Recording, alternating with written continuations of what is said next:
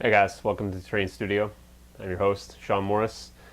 As promised in the September 2nd update, I said I would try to tackle some of this stuff on my desk. So I thought I'd get straight into it and try to get rid of some of this stuff. So I'm going to do this unboxing fairly quickly. If there's something that I come across in particular that you're kind of interested in learning about, product or something you're like, hey, can I have a closer look at that?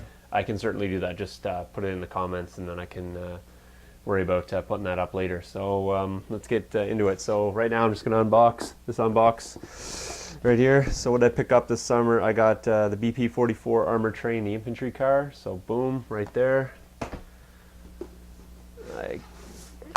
This was waiting for me when I got back. So the June issue of War Games Illustrated, the July issue of War Games Illustrated.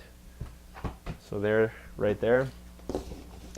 I picked myself up one of the churches, the new Battlefront churches. Amazing, awesome. I already unboxed one of these, but I did pick myself up another one. So that gives me three. What else do I got? I got the BP-44 locomotive right here. I got myself an artillery car right here. You guys can see that. Picked myself up another anti-aircraft car. I picked myself up another artillery car. Grab myself another anti-aircraft car, and I grabbed myself another infantry car. Not to mention I already had a locomotive and an artillery car on the shelf, so there we go. What else do I have? That is it there. The box, set that to the side. Okay, what else did I get? Alright, I picked myself up some heavy grid sandpaper, not to be used for sanding, but I'm going to use this. You can see it's see-through, it's like a mesh. I'm going to use this for a project that's upcoming, so I'm going to kind of save that. It's going to be for the, I'll give you a hint, it's a steampunk style table. I picked up some corrugated material. I'm going to try to do some crop rows with this. A little different than the crop rows that I buy. It's a little smaller corrugation, so I can use these for maybe some personal gardens or stuff like that, not heavily plowed fields. I was given this World War II calendar over the course of the summer, so I thought that's kind of cool. It's got some really neat artwork there, so I'm going to probably find a spot somewhere in the studio wall for that. I was also given this calendar here. This is actually a Canadian military calendar, so this is an artist here. Her name is on the front here, Sylvia Picotta. She's actually quite well known, according to my brother-in-law who gave this to me, for her artwork and for her tie-in with the Canadian military. So that's kind of cool. I thought I'd put that up as well. So I appreciate that. I was lucky enough to pick up this Prussian Dystopian Wars box set at the WWPD podcast at Historicon, so I appreciate that, guys. Thank you. Still have it. It's right here. What else did I grab? Too much stuff. Don't even know where to start. Oh, probably the most interesting thing, some mixing cups. Great. What else do I have? Picked up some Tamiya masking tape. This is the 18 mil stuff here.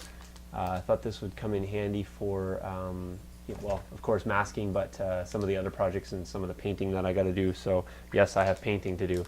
So let it be known, September 2nd, you heard it from me. I'm going to actually paint something. I also picked up the 6mm stuff, and I believe somewhere's in here I have another thickness of that. Oh, right here. And I picked up the 10 mil stuff. So go big or go home. So I got all the sizes of the Tamiya masking tape. For the steampunk table that I'm doing, I picked up some wire. So some gauge, 18 gauge wire here. It's pre-colored, so I thought that'd be kind of neat to use that basically as is, as wiring. So got some black and some red, and I believe I picked up some white as well. So that's going to go for the new project. I picked up this 4-inch wide sanding belt. This is actually not going to be used as a sanding device, but it's actually going to be used as a conveyor belt for something that I'm working on. So that's what that's for. I picked up various sizes of the evergreen plastic card. This is actually the tube stuff. So again, this will be used for piping and various elements on the steampunk table. So we have that. I was fortunate enough to pick myself up another Flames of War mug, so I'll add that to the collection. Gale Force 9, if you haven't seen, released these hobby rounds. They came out while I was at Historicon, so they're a little spool of wire or roping material. This one here happens to be the barbed wire. These are fantastic. They're like $5. You can't twist wire for as cheap as these are, so I picked up the barbed wire for Flames of War. I picked up the braided rope, which I thought would be really cool for Flames of War power lines, because it kind of has that power line look with the coils. And then I also picked up the iron chain. So this might be a little heavy in terms of gauge for Flames of War, but sometimes you gotta make sacrifices in the scale, and I think this would be really cool work for that. So it can be used for other things as well, but really amazing product. I was happy to see that. Picked up some 6" by 6" boxes, because that's typically what I send out the flame markers and things that I make. What else do I have? What is this? Oh yes, picked this up at the WWPD podcast. It's a World of Tanks t-shirt. It's actually too small for me, so I think this would be a great re-gift, a great prize for one of the subscribers. I did pick up a second one, but as with most things that I get, I usually give them away, so that found its way to my brother-in-law, who's a big fan of World of Tanks. I picked myself up another bottle of still water. Never have enough of this stuff. It is really awesome, especially if you're filling in like little craters or doing little puddles on roads or things like that. So still water, Vallejo. That's there. Speaking of craters, I picked up some craters. These are by Mark IV miniatures. I haven't used these before, but scale-wise, I thought they were kind of cool for Flames of War. So a little on the smaller side, so you know, mortar pot marks and things. So picked up a pack of those. When I was at the local hobby store, local as in the East Coast, the guy there, Scott, he was telling me about this product line, AK Interactive, and they put out these kind of like pigmented paints, but they also have some particles in them, so, and they do a series of sort of like a wash, but they're more of they're more of an enamel paint with some pigment in it. So he told me about the series, so I said, hey, I'll give it a try. So I picked up the whole line of AK washes. Just quickly go through them. So I got the fresh mud, I got the damp earth, light rust. This one here is rain marks, so that's kind of cool. You can do that on various things. Here is the cursed earth, so it's kind of a more of a olive color mud. Here, this is a really neat one. I can't wait to try this out. This is the sort of the rain effect. It's like a wet look. So you kind of put that on to give a sort of weather. That might look good with the rain effects. Earth effects, this is a darker mud tone here. This one here is engine grime, so it's kind of neat. We use that on the you know, the exhaust outputs and things like that. Dark mud, so the deepest of the mud colors. And this one here is the fixer for the pigments. So it is an enamel paint, but it's also a pigment. So I'm going to be interested to work with those and maybe mixing in the MIG pigments with those to kind of see how they work together. So it'll be an experiment for sure. So I picked up that whole range. These I found, I got these last year at Historicon, so I thought I'd bring these back and maybe these can be little gifts. They're World Tank Museum. Actually have two of the same, and they're king tigers. So there's little model king tigers. Scale wise, I'm not 100% sure on these what scale they are, so maybe 144. Might be, they're smaller than 15 mils, so maybe 1/120th, I'm not sure. So anyways, there's a couple more prizes that we can probably give away. Landmark puts out these walls. They do come pre-painted, although I think the paint could be slightly improved. Maybe just a dry brush and a little bit of foliage on there to pick up the moss color, but I did pick up a pack of those, the Landmark. Actually, I think I picked up two. I did 2 packs of those. What else did I get? Oh, this was waiting for forever. This is the Gale Force 9. It's been out a while. I just haven't picked it up because I want to see it in the flesh. This is the Gale Force 9 sculpting set. So if you haven't seen this, it comes in a little bag right there, and there's all the sculpting tools. So fantastic set, well worth it. It's a little on the pricey side, but I think for what you get, I think the value is pretty good on that. So I picked that up. What else did I get? Flames of War limited edition dice tin. Another one of those. This is some more evergreen stuff there. I picked up a set of clippers. These ones here. 26 bucks for a pair, but they are apparently supposed to be the best ones on the market, so we'll put those to the test and see how they work. A few other items here for the steampunk table. These are just odds and sods picked up at a dollar store. Picked up some clear tubing. Again, this is going to be for the steampunk. I'm going to see if I can put some coloration in this and actually maybe have some flowing liquid. That could be dangerous, I guess. What else? I went to the Brookhurst Hobby booth, or a booth that was selling Brookhurst Hobby stuff from Peter Pig, and I picked up, I'm not going to go through them all because there's way too many, but I did pick up like a massive handful, I'll hold these up, of bits. They're all right here.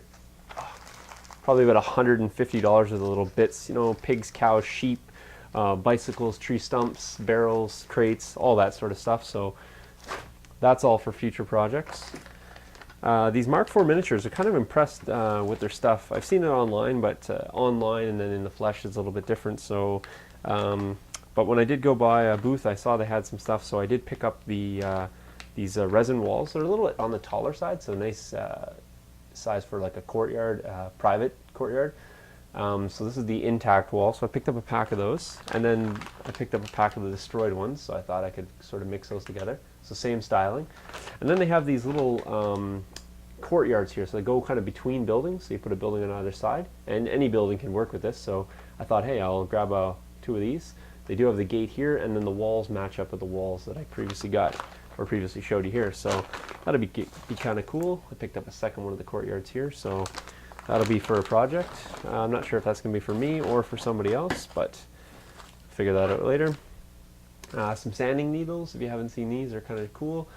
A little pointed on the end, and the entire stick is actually a sanding material, so you can use you know, the shaft of it, or if you just need to use the tip, you can use that as well. So to get in, you know, in between like hard to reach sort of locations, you know, that sort of stuff, they'll work for you.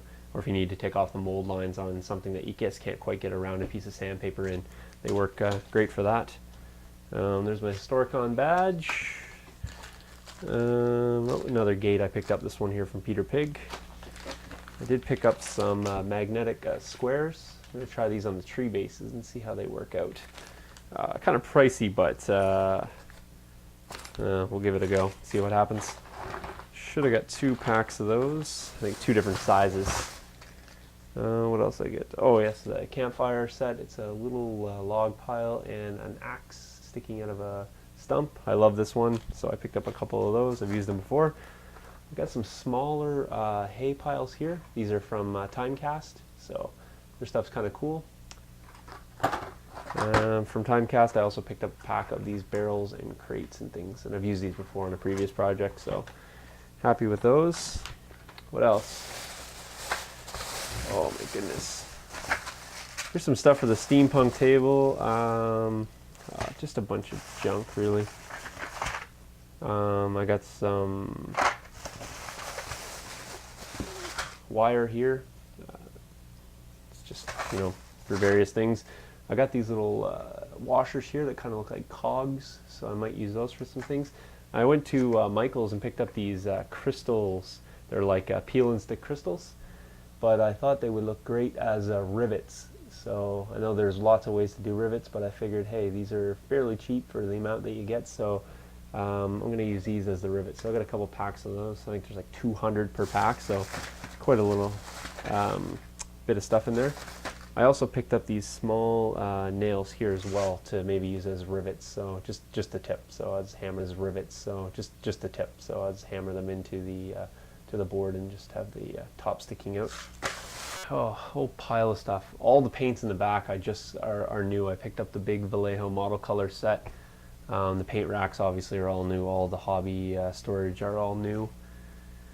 just a bunch of new stuff. So that's basically what I picked up that I have handy. Oh, I should show you the lights since I found those. I picked up 2 of these Ott lights, and if you're not aware of Ott lights, they're fairly pricey lights, but I figured 2 well-made high-end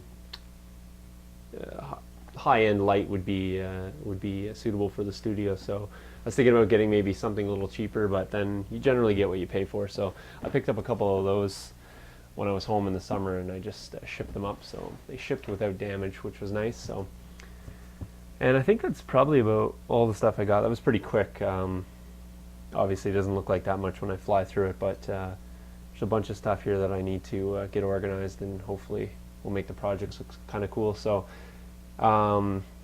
yeah, that's about it for the update on that stuff. So now the task becomes putting it all away. So hopefully you guys enjoyed that. Like I said, if I went through it really fast, which I did, and you want to see something closer up or ask me a question about it, don't hesitate, fire a comment, and I'll get back to you right away. So thanks for watching, guys. Cheers.